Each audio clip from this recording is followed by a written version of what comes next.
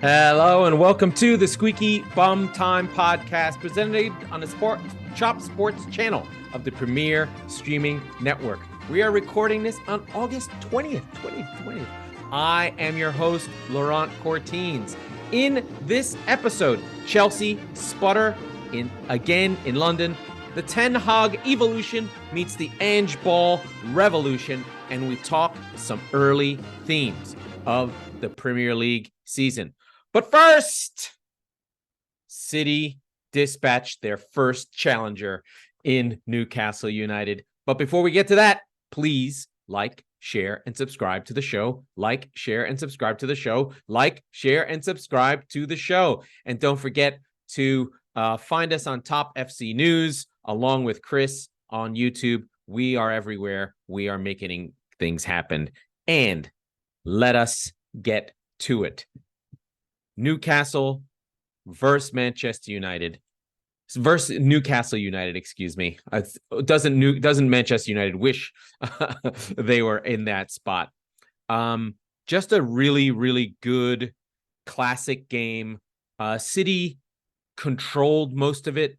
And I think fundamentally I was surprised by how little Newcastle trusted themselves to be challengers. I think in listening to Chris as we did the live stream of the game, and then watching True Geordie on his show talk about what he thought about how Newcastle approached the game, they gave too much to City and did not do the things that make Newcastle who they are.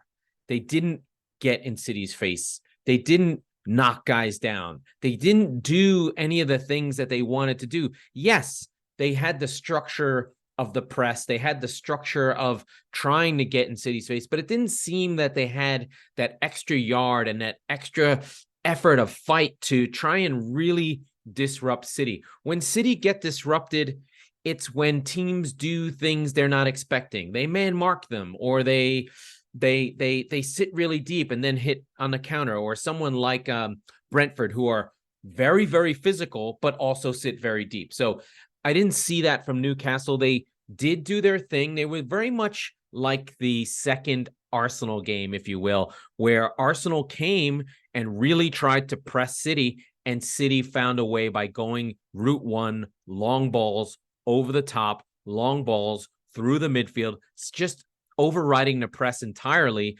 and then turning and getting at the defense. I can't tell you how many times Phil Foden came in off the wing, popped in behind the midfield line press of Guimaraes and Tonali, and he was just there on his own. And the defensive line could not follow him, because then they would have left Haaland one-on-one. So Foden had an incredible game, a man-in-a-match game, a coming out game, a game we knew he had in him, but we weren't sure. We were all concerned about whether Kevin De Bruyne or what would happen, or if there would be issues, or there would be problems, or where would the creativity come from, or any of those things just went away immediately once we were like, oh, Phil Foden will just do that.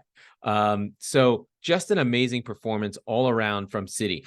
That's just my initial take. And then a little bit of a disappointment in, like I said, in Newcastle, who just never really threatened at all. I mean, I can't think of a moment where they were really on top or had City on the ropes or anything.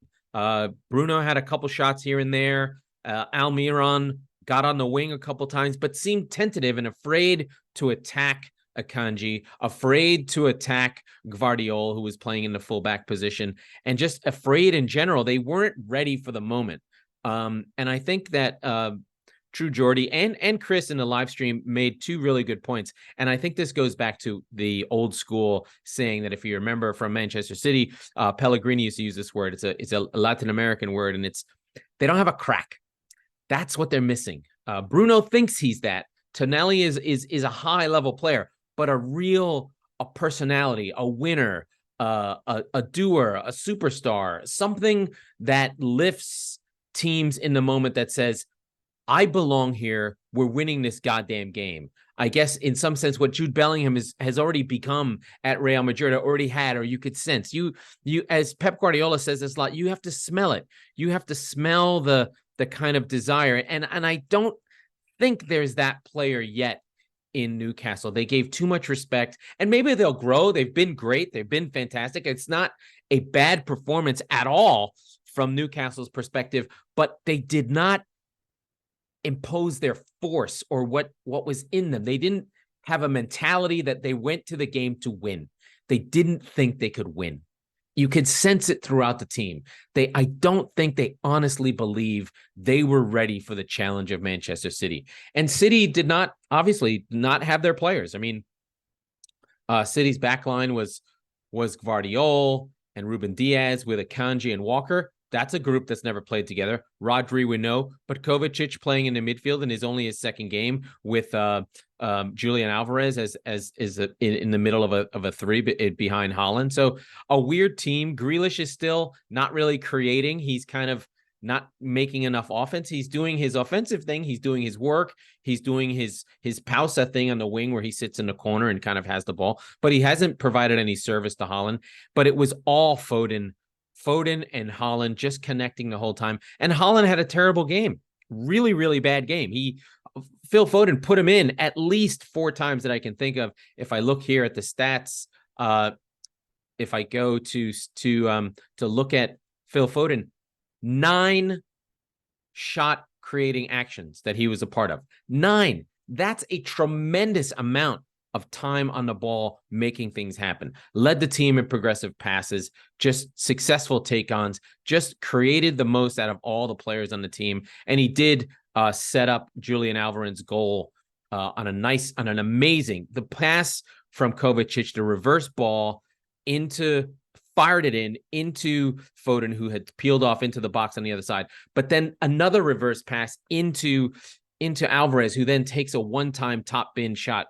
It's just pure class goal. No right to score that goal, but we did. And City really cruised. There was really no threat from Newcastle. If I can look through all the shots, Gordon had a shot that was off target. Harvey Barnes forced the only save that happened. Only one shot on target the whole game for Newcastle. So just really nothing happening there. Just kind of a limp performance, despite all the changes, despite Callum Wilson coming on and having a really good chance that got blocked before he could even get the shot off by, I don't remember who it was. Maybe it was Gvardiol had a couple good blocks, but yeah, easy game. Easy game. And what it says to me about City is they're so strong. I discount my own team all the time because I just think it can't be sustained. How can they possibly do this? And yet they do it again. Yet they go to Haaland and Haaland's there. Yet they go to Foden and Foden is just like, oh, I have responsibility. I've been dying for this responsibility. No one shrieks from the moment. They all elevate themselves to the moment. And then in Alvarez, you have a killer. You really do. He runs all day, and he's a great finisher. I like to sort of describe City's changes as replacing Sterling and Gabriel Jesus with Haaland and Alvarez, which is like an elevated level of like almost 100% better. Sterling was great at what he did, but you can see when we get to the Chelsea game, he's very one-dimensional and doesn't finish. And Jesus was also a runner who couldn't finish. So we replaced these 2 active, strong force players that City had over the last 2 years and have replaced them with killers who just want to score goals and do because they're great finishers. So City 2-0, 4 goals for, offense not clicking, players missing, still trying to figure things out, have yet to give up a goal. Now, it was Burnley, but this performance against Newcastle was really a statement performance that says, you know what? Sit back down. The big boys are still here. So that's City 2-0 and moving quickly through the gears. The other game that I'd like to get to before we get to Chelsea is our other friends in Manchester, Mr. Manchester United's trip down to Tottenham at the Tottenham Stadium. A really good game a really interesting game that juxtaposes two managers in charge. We've now had, this is the beginning of Ten Hag's second season. Last season, his first two games were really poor. If you remember, he got the doors blown off them by Brentford before Casemiro came. And now he's had two bad games to start this season with the Wolves game and where they should have lost, or at least drew. And now this Spurs game that they lost, which they probably should have drawn. Let me be completely fair about the first half from United. It was very, very good. They had very good chances. Just to give, Fernandez missed a sitter. Rashford missed a heading sitter. So two that were surefire goals if they had a killer instinct. Anthony hit the bar. So I think, and they had a really good penalty shout that in other days might be a penalty. I mean, regardless of where it was. But I think the difference you're seeing is, and then from the Spurs perspective, the difference you're seeing is Postecoglou has come in and transformed Spurs into something completely different than what they were with cohesion. And that's where I want to juxtapose this with United. United still has no cohesion. They're not connected to each other at all. They seem to play slowly. They seem to play without connectivity, without pace, without understanding of each other, without conviction of where the next pass is to go, without what they want to do next.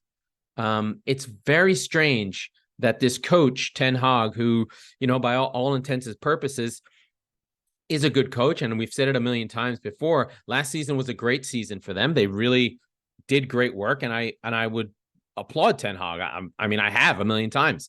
But the underlying problems that they have are still there. They still can't score or create chances. This was a middle of the table team in terms of scoring, and they're still middle of the table, not converting their XG. They're already behind in their XG conversion because they're missing their striker. And even when they get their striker, Højbjerg. No, not Højbjerg. Oh, I don't know. There's Haaland, Højbjerg, Højlund.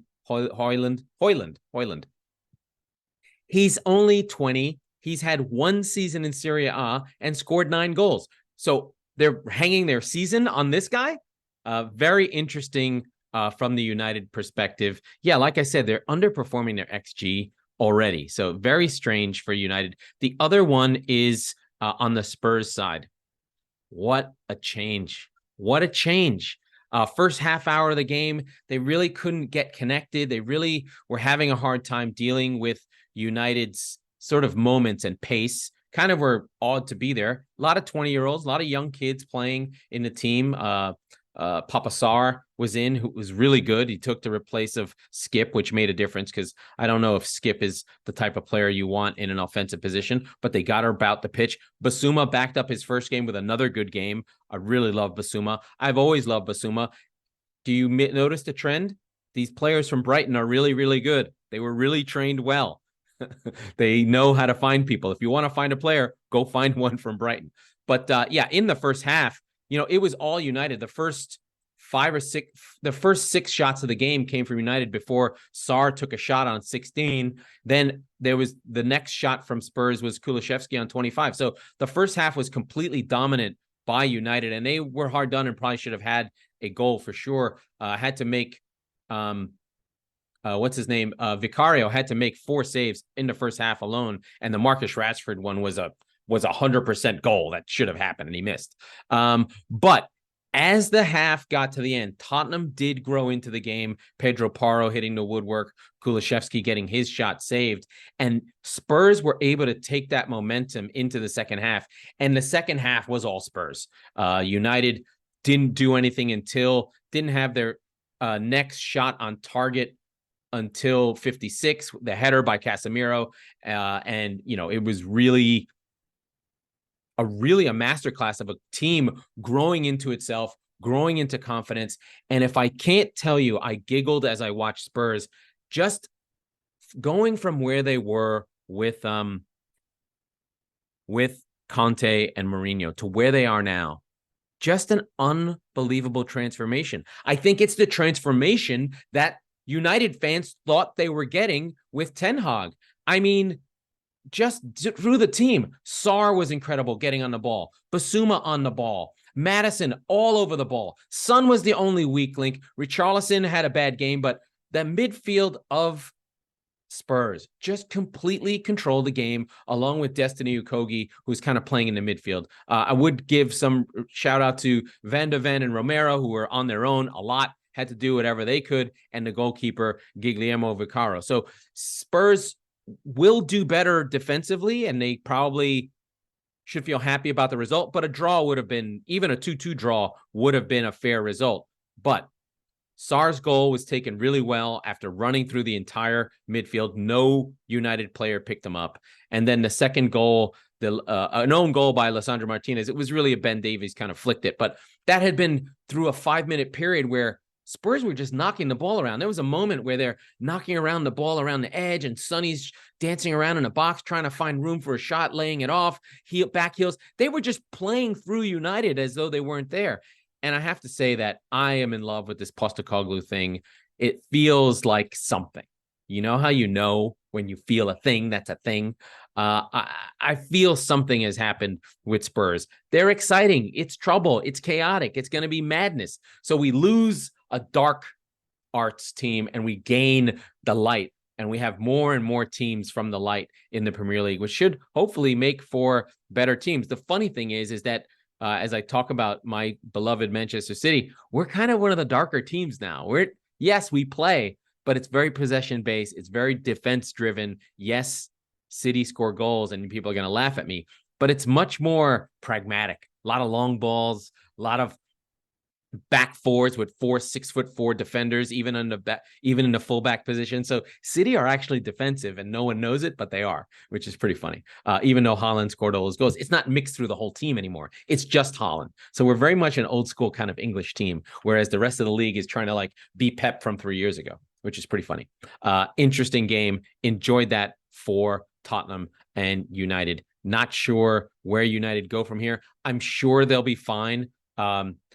United had a really good record against bad teams where they could play their stuff and their midfield didn't get exposed. But right now, the Mason Mount, Casemiro, Fernandes midfield is not working. Again, they're trying to find balance. Like I talked about on several other pods, it's just they don't seem to have players who can do more than one thing. They're very much if we play Wan-Bissaka, we defend really well but can't attack. If we play with Eriksen and Fernandes, we can't defend the midfield. If we play with McTominay, we can't get the ball through the midfield. We can only sit back. So they're trying to find that balance, and I don't think they have that player that can do it. I think they thought Mason Mount would be that player, but so far it's not quite working. And the wingers are bad. Garnacho's too young, even though I like him. He's more of an off-the-bench guy. And Antony's a disaster. He's just bad all the time. So I don't know what United do there. I would go Sancho and Mount and play with Eriksen, Fernandes, and Casemiro and see how that goes, just to mix it up, just because what they're doing right now isn't working. Okay, let us move on to bigger, better, and badder things.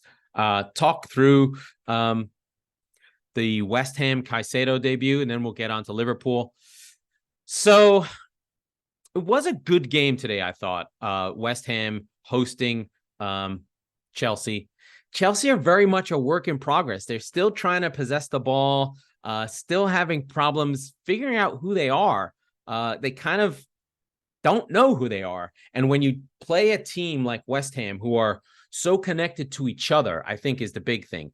That West Ham unit is very linked together. They have a full European campaign. They have a couple years with Moyes. He doesn't really change out the squad. It's very connected to each other. As much as we may not like the style that West Ham play, they know how to play it.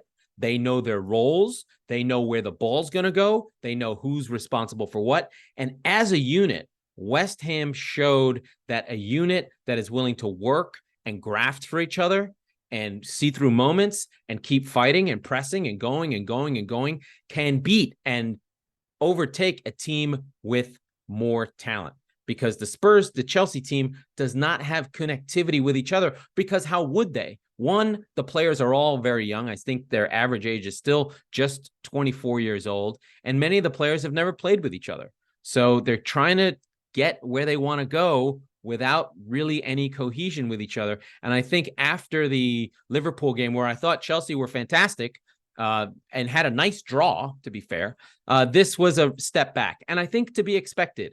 I think with a young team, with a lot of new players, inconsistency is probably going to be the watchword for Chelsea. I think they'll get through it. I think the first half of the season will be tough. So let's say if it's 19 games, this first 9 games is going to be tough, and we'll see them getting better as they get more time together. But this is a setback for Chelsea. I think that it gives them a sense of, hey, where are we? Hey, this is West Ham. Chelsea fans expect a London derby to be more. And I don't think that the players really took that on or were able to get the sense from the crowd that this was a big game. The West Ham players knew it was. The West Ham knew East-West, knew Intercity versus Chelsea Headhunters. This is history. This is a real old school London brawl. And West Ham treated it that way while Chelsea did not. Just from a game perspective, the first goal comes from Agard on a cross. James Ward-Prowse going to West Ham is chef's kiss. Perfect player for this team, controlling the game, lethal on set pieces, just right on the head. Boom, Agard puts it in. Just a fantastic cross. Chelsea make a mistake. They're zonal marking. They sort of all go ball watching. The whole line shifts the other way, and poor Gallagher is trying to muscle off Agard, who's like 6'5". He just goes in the air, puts it in. No problem there. Then the next goal comes from, oh God, what was the next goal? Oh, Chukwuemeka, who really nice goal, takes it on the inside, slides past Souček, fires it, top bins, and you have a 1-1 game. Things are looking good for the great and powerful Chelsea. Second half, no bueno. Ball over the top. Who else but Antonio bulldozes through. Defenders not getting tight enough, not understanding. Thiago Silva's age showing. He just kind of gets knocked off the ball, and Antonio finishes it. West Ham are up 2-1. They're feeling good. Then about 10 minutes after that, Agard gets a silly, like, what are you thinking, second yellow, which allows for West Ham to be down a man. West Ham are down a man, and Chelsea basically spend the last half hour of the game trying to attack, trying to find cohesion, but they're crossing the ball into the box, and West Ham are like, you want to play our game against us? This is us. We do this. So you had Zuma heading everything away, a guard before he got off, but then Agbana came on, and they just defended, and Souček, and they're just back there just knocking everything away. They kept on trying to go around West Ham, and they just couldn't. They couldn't use their athleticism and their youth to take players on. And then as the group got together, and as West Ham could smell the victory, then that cohesion and that group effort really started to pull together, and you started to almost see that European night feel. Paqueta got in the game. He was playing off the emotion. He was shithousing. He was rolling around the ground. He was getting on the ball. He was laughing. Paqueta really grew into the game, draws the penalty late. Who drew the penalty? Anyway, late in the game, there's a penalty that Caicedo, who'd come on late to try and change the game, in his first moments, he gives up a penalty. And of course, Paqueta puts it away, and West Ham win 3-1. And really gives you like this difference in performance, this sort of weight of like, we're a group, we're a unit, we play together. You may not like us, but this is what we do. And then Moyes really Moyes gets to cement like you guys keep wanting to fire me, but my team still plays hard for me, and I really won this game. Standout performances for Chelsea. We're seeing a lot of good Raheem Sterling.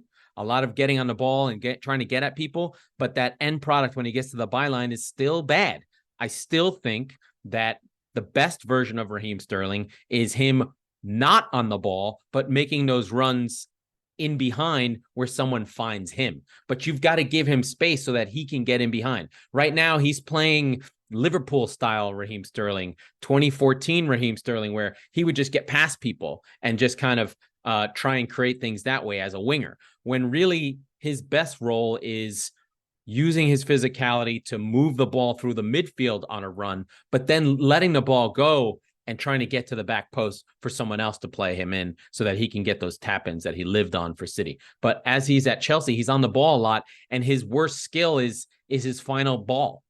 And he's making the runs and he's powerful. It was Raheem Sterling who drew a penalty as well. Sorry, that's why I brought him up. Raheem Sterling did draw a penalty for Chelsea early in the second half that Fernandes missed. So Enzo Fernandez missed. So Chelsea will feel hard done. Like they probably should have had a draw.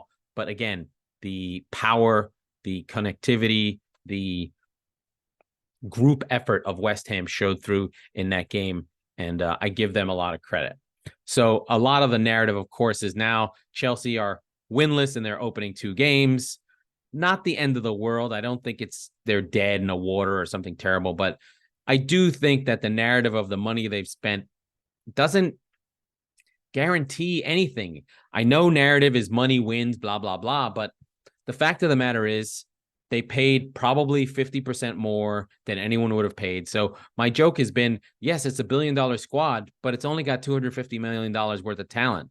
Mudryk just not effective, not able to do anything. He had a chance on a volley that he skied. Nothing happened there. Fernandes missed a penalty. He's a new player. Chukwuemeka was good, but then he went off. He got hurt. The defenses looked okay. I really like what Levi Caldwell's been doing. And then, with Sterling, it was weird.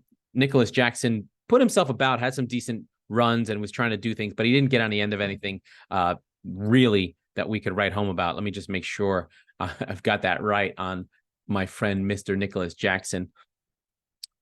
Nicholas Jackson, 2 shots, 1 really good on a header, high value shot on 14 that he was not able to put away. The best chances of the game, but the penalties, obviously, and Jackson's header, along with Bowen, who had a shot saved. But those were really the main opportunities that came up that generated everything. From a shot creating action, I would imagine that it was Sterling who created the most. Yep, Sterling and Fernandes, clearly the 2 linchpins that were really trying to get on the ball and create things. And then for West Ham, Jared Bowen and Paqueta, makes sense, all on 4, along with Souček, who are all creating for the great and powerful mighty Hammers. But, Chelsea, 75% possession, that's fine. 700 passes, that's fine. The problem here is only 3 shots on target. Need to get more clinical, need to get better shots in better positions. It looks good, it feels good, but it ain't good. That's where they are. But good game all around. Enjoyed it a lot. On to Anfield and Liverpool. So Liverpool are still a little bit of a work in progress. They gave up an early goal to the great and powerful Bournemouth under Andoni Areola, former NYCFC player. So a little bit of trouble there for them. They're still not completely connected. So they get the goal early. And then obviously Liverpool respond from an amazing goal by Luis Diaz on 28. Just a fantastic flick up in the air and volleyed in. Liverpool cruising. They get the 1-1. Then Salah on a penalty that he misses. Slobozai really drew it in the corner of the box. Literally the worst place to get a penalty. He's in the corner of the 18-yard box. He gets touched. He throws himself in the air. It's a penalty, I know, but it didn't feel good. Plus, come on, man. Anyway, but Salah missed, but he did follow up his rebound. Neto gets a save on his line, but, what can he do there? Second half, more of the same. Liverpool really turned it back on, and I think Bournemouth at that point kind of lost their mojo. Bournemouth were good. They were doing their regular Bournemouth thing, but service was resumed. Aside from the McAllister red on 58, kind of galvanized Liverpool in a way to actually defend as a group, but it should have never been a red. It was high, it was late, but I've seen much, much worse be given nothing. So McAllister will miss 2 games unless it gets overturned. We did get to see Wataru Endu, the new number 6 for Liverpool, and we'll see how that all works. I still think that Liverpool are a little bit of a work in progress. They're still trying to find their best group. Now, they're going to say to me, oh, we had 3 expected goals. We'd scored 3, but 1.3 expected goals to Bournemouth is a lot for them. They shouldn't really have that much opportunity. I think when we remember the best version of Liverpool, it was an airtight defense that gave up nothing. With Alisson and Van Dijk really just shutting everything in the world down. And I think that those days are gone, and they still have to find the right defensive identity to get them back to where they want to be. On offense, they're fantastic. There's no way that this team's not going to score. There's no way they're not going to put up a 2 or a 3, especially at home. They'll be really hard to beat. They may not lose a game at home, but away from home, they're going to have problems defending. I really like what we've seen from Slobozai. I really like what we've seen from McAllister. The red card aside, I think we'll end up with Endo playing with McAllister and Slobozai as 8s, because they both really like to get around the pitch and go up and down. And then obviously that moves Gakpo hopefully back into the 9 spot, because I don't like Jota in that Firmino role, because he's more of a goal scorer. He's not a passer or a layer offer or a creator around the box guy. The way Firmino was the magic that knitted all that Mane and Salah together, because they kind of didn't want to talk to each other. And it was Firmino in the middle who's like the friend who connects them together. He was really that bridge between them. He was the Jerry to the George and Elaine. I'm going to say Mane was Elaine. Does Salah feel like George? Anyway, whatever the point is, Firmino is the Seinfeld who connected them together. I'm showing my age by making Seinfeld references, but yeah, I still wonder where they're going to go and how they end up connecting together. But I think Liverpool's still very much a work in progress. Now on to the mighty Seagulls of the South Coast, the undefeated, top of the table, Brighton and Hove Albion Seagulls, who defeated the once powerful and lauded Wolves of Wolverhampton easily. They dispatched them 4-1, and it was not close. They kicked the shit out of them. Matuma's goal on 15 is just, go on YouTube and watch it. He flies in from like the 3-quarter line, goes through half the Wolves players, slots it home. Just fantastic. What am I supposed to do with this guy? I'm in love with him. His hair is insane. He's like Asian Salah. He's incredible. He's incredible. Why everyone is paying $125 million for Caicedo and not buying Matoma, I'll never know. But I'm telling you, Matoma is Mamana. The guy is unstoppable. He is a machine. Everything goes through him, and he destroys everything in the world. Matoma, let's see here.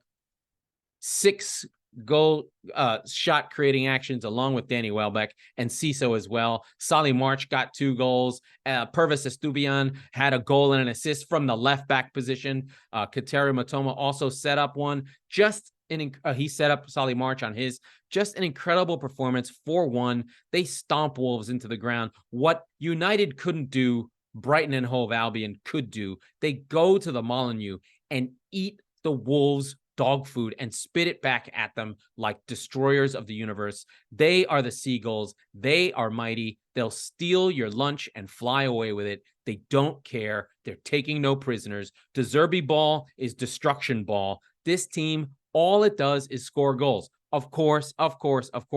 Wolves did have chances, but they can't finish because they're Wolves. And the XG machine says that this game was closer than it was. I don't buy it at all. I watched it. It was not close. Second half, a blitz. Estupiñán on 46, Solly March on 51 and 55, and the game was over. Huang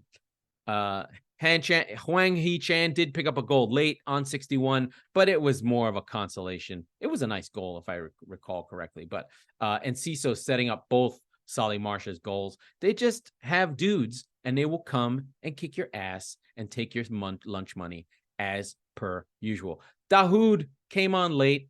Didn't matter. Billy Gilmore bossed this game from the middle. Caicedo, who?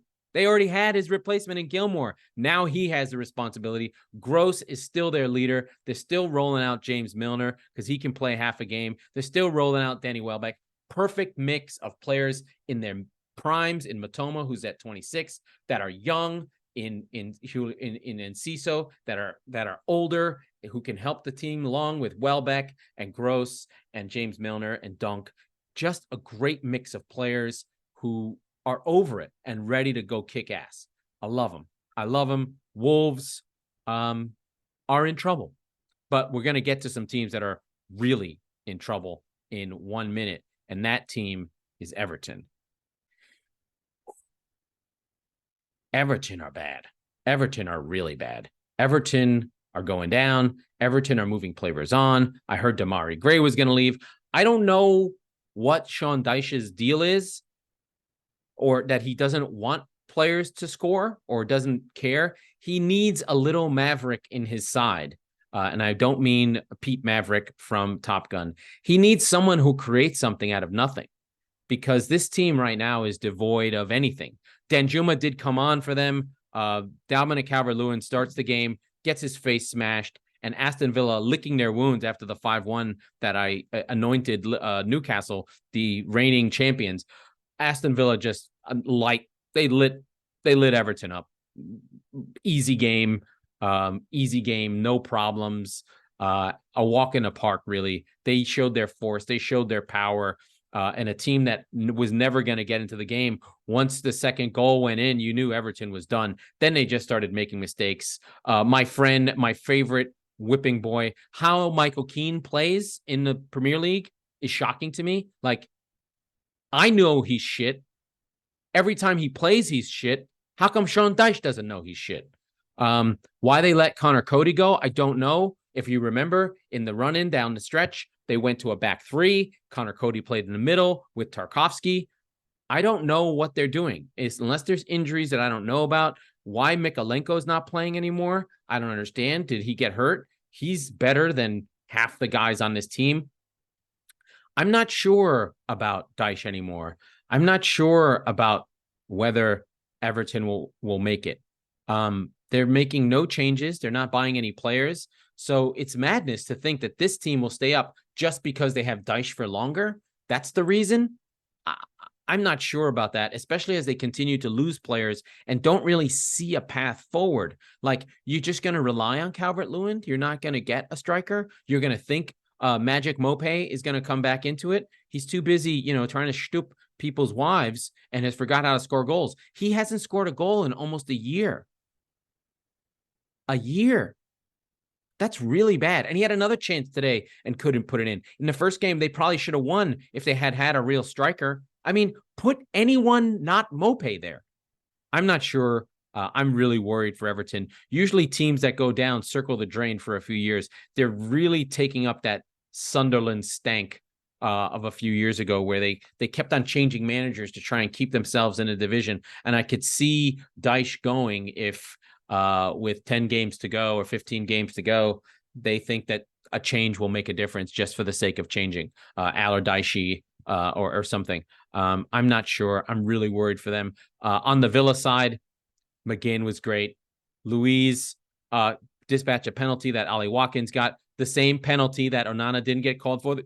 They called Pickford for. He missed punching Ollie Watkins by a half an inch, but his legs went into him and did take him out. Leon Bailey on a great goal, and then Johnny Duran on a mistake on the Bailey goal is a throw-in that Everton just switch off on, which is hilarious in the second half. And then the Johnny Duran, MLS's Johnny Duran, comes in on another throw-in mistake that Michael Keane just gets lost on, even though it should have never been thrown into him in the first place. What's his name? That Ashley Young, who's still playing. That's the only transaction that Everton has made. This team's in trouble. So I had Sheffield, I had Luton, and I had Bournemouth going down. I might be wrong. I think maybe Everton's bad. Maybe Everton's going down, because at least Bournemouth has a good midfield and has Solanke and has an interesting progressive coach. But Everton, they're really just living on Dyche time. That Dyche will keep us up. They're going to move into their new stadium and be in the championship. Ask Aston Villa how it is in the championship when you think you're supposed to be in the Premier League as a right. You can spend a lot of time down there. And a lot of what Aston Villa grew off of was the big Grealish deal. And Everton does not have a player that they can hang their hat on. They don't have anything. But a really good performance, a bounce back performance for Aston Villa. Granted, it was against the great and powerful Everton, but yeah, I liked what I saw from Unai Emery's men. And I think that they can balance it out. They can go, okay, we were not as bad as Newcastle and we're not as good as this. Where is Aston Villa? I think Aston Villa is still in that 6, 7, 8 range, and we'll see how they get on with their rest of the season. As for more games, more problems. Brentford defeat Fulham 3-0. Mbeumo leading the league in goals. Fulham looked to be in a little bit of trouble. Tim Ream, I believe, got sent off in this game. I'm going to double check. But they're a little bit in disarray. They have sold Mitrovic to the Saudi League, so he's a bye-bye. Yes, Tim Ream saw a second yellow on 64, and Mbeumo scored 2 goals after that. Wissa putting up the goal to start with. Here's the thing with Brentford. They annihilated Fulham, putting up an almost 4 XG and scoring 3. They were good without Tony. Wissa and Mbeumo are really, really good. This is not a one-man team.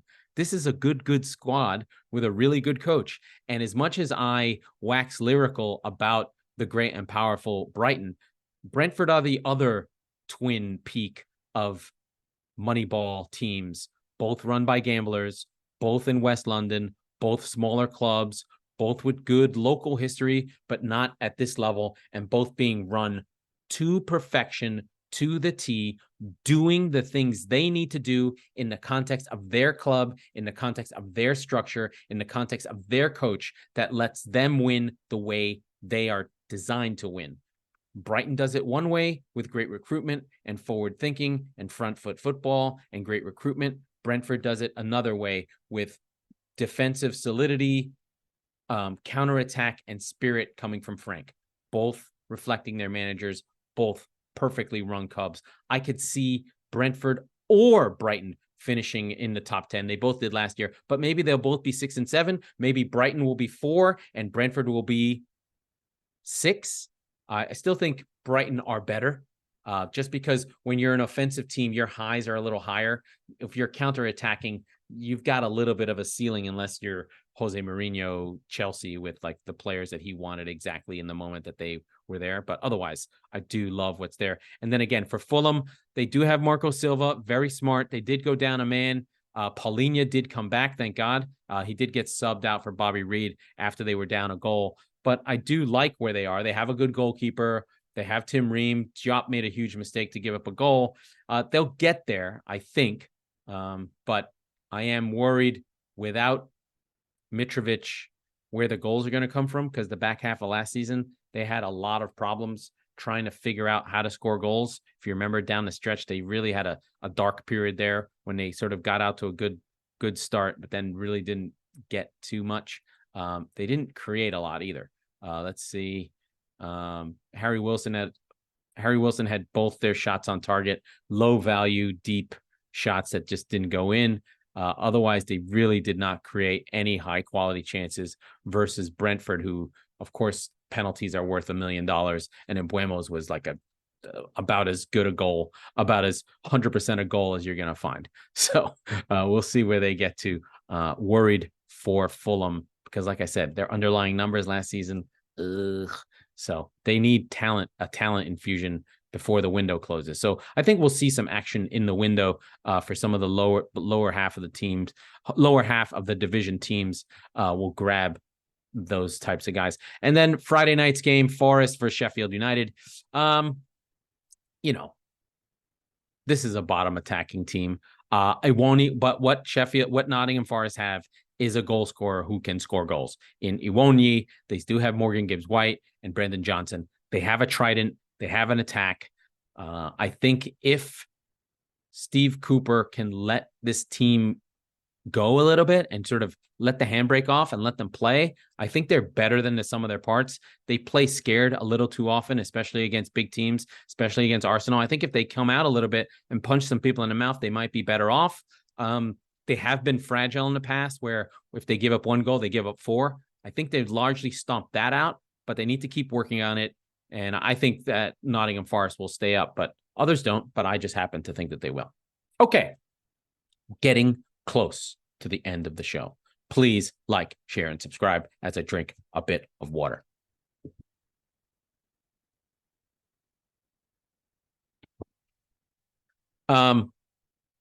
Some themes that I'm thinking about as we get to the end of the show that I want to leave you guys with is just where is the juxtaposition between your ambition, where you're expected to go, and where you are, right? United, year 2 of Ten Hag, all the history, thinking they're in a better place than they are. Chelsea, spending $1 billion, thinking they're better than they are. Spurs, losing Kane, but accepting of where they are and surprised by the changes. Newcastle in season 2, where are we? What's our level now? And I wonder about that a lot with teams and their expectations and their hopes and their dreams and where they're going to go, because what you decide your narrative is at the start of the season is actually how you determine if you've had a successful season. For City, winning the league, winning the Champions League is about the only 2 things that'll be a successful season. If they don't win the league and win the FA Cup and the League Cup, that is not a successful season. A semi-final, a final, and the league or finishing in second would be a failure of a season, frankly. For Arsenal, it's improving on this season. I don't know if winning the league is the only thing, but I'm sure a bigger push, a steal down the stretch versus a collapse down the stretch would be better for them. For Spurs, it's continuing to play, continuing to wow and dazzle their fans and bring joy to the team, and then have some good scalps and finishing in the top in Europe. For United, it's improvement. It's like, can we have a star? Can somebody, can Hoiberg be Hoyland, whatever the fuck his name is? Can he be a star? Can we have something to latch onto? I think, Rashford gave them something. The season before that, or the 2 seasons before that, it was Fernandes, and then the return of Ronaldo was something to hang their hat on. What can they hang their season on that will lift them so that whether they win the league or not, they can at least have hope and future, right? They won the League Cup. That's nice. They won something. Maybe they want to win the FA Cup or go deep and see if they can win that. For Liverpool, it's about getting the swagger back, seeing that, okay, we're not going to win this year, or maybe we will, but we're winning the year after. Like we're coming. We're getting our gears back. We're getting everything going. We've done our cycle, and now we're going to go to the next level. Mane and Van Dijk will stay, and then we'll go again. And this is the season of consolidation for them, and see how they can do. Because they're there, right? There's with Liverpool, they've rebuilt the midfield. It's rebuilt, right? Especially Endo maybe as a stopgap till they find the next replacement, but they have the players they want. Maybe they're one off, but I think they'll be happy with Endo, and then they'll see where they go. Maybe there's a replacement for center back to go to the next level. So Liverpool, that's their ambition. Top 4, top 3, title race, beat City, beat United at home. Great season. Go to the semifinals of the Champions League or Champions League finals, or have some good moments in Europe. And then for teams like Brighton, it's continue to grow your next crop of players, grow your next $200 million in players from Matoma, from Enciso, from Adingra. What's the next round of guys? Get Ferguson into the team so that in the back half of the season, he's putting in regular performances and phasing Danny Welbeck out and phasing James Milner out as they continue and have their European games, and see how they can grow and, maybe get into a knockout round, get into a round of 16 in the Europa League, and try and push and see what De Zerbi can do, and try and hold on to De Zerbi. I think that's their big thing, is like the ambition is there that De Zerbi wants to stay. So I just think about all those things, these narratives, that how things are connected. What do we do? How do we feel? What's the story? All right. I leave that with you, my friends. My friends. Okay, please like, share, and subscribe to the show. It means everything. Okay, that was the Squeaky Bum Time Podcast with Laurent Courtines. We are the football wing of the Chop Sports channel and presented by the Premier Streaming Network. We are recording on Sundays, so be sure to subscribe wherever you get your podcasts so you never miss a show. And if you're listening on Apple, please rate and review the show. It makes all the difference in the world. Thank you. And Arsenal Crystal Palace tomorrow. Forgot about that one.